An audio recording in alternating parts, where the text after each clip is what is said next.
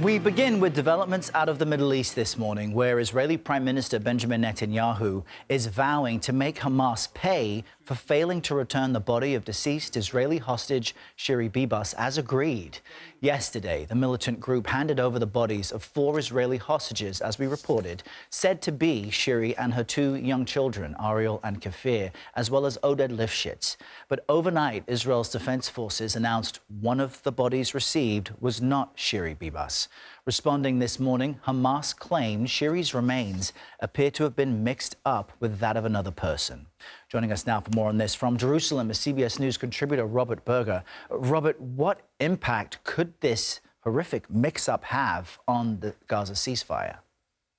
Well, there's a sense of outrage here. Israelis waking up to this news. Yesterday, it was a sad day when Shiri Bibas and the 2 youngest hostages' bodies were returned home. And then today, it turns out that it wasn't her at all.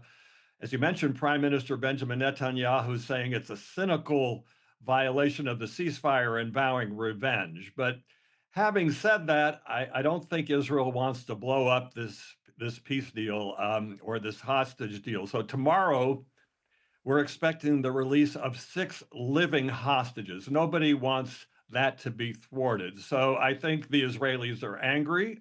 They, as I said, Netanyahu vowing revenge, but on the other hand, they want to keep that hostage release tomorrow, 6 hostages in place. Also, we're expecting the release of another 4 dead hostages next week, which would wind up phase 1. So the hope is to keep that on track despite what happened.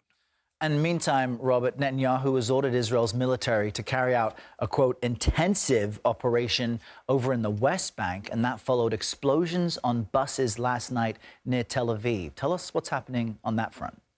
Yeah, a scary night last night in Tel Aviv. Around 10 p.m., there were explosions that blew up 3 empty buses, no injuries, but the explosions rattled areas around Tel Aviv, and then they discovered 2 more bombs on other buses near Tel Aviv. And according to police, the plan was to blow these buses up simultaneously today during morning rush hour.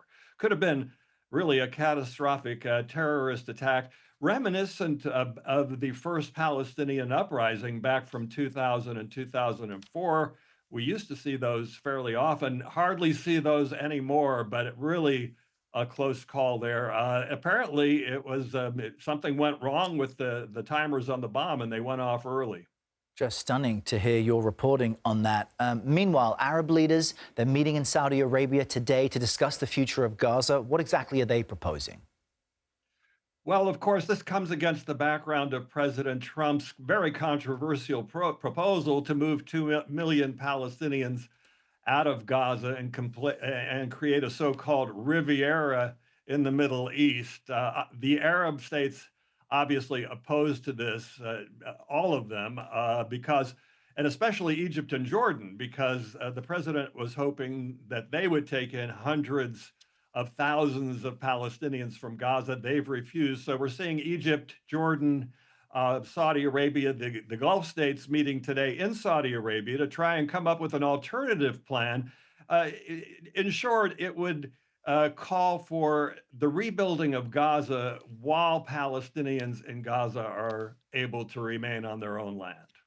All right, Robert Berger joining us from Jerusalem just past 2 in the afternoon there. Robert, thank you.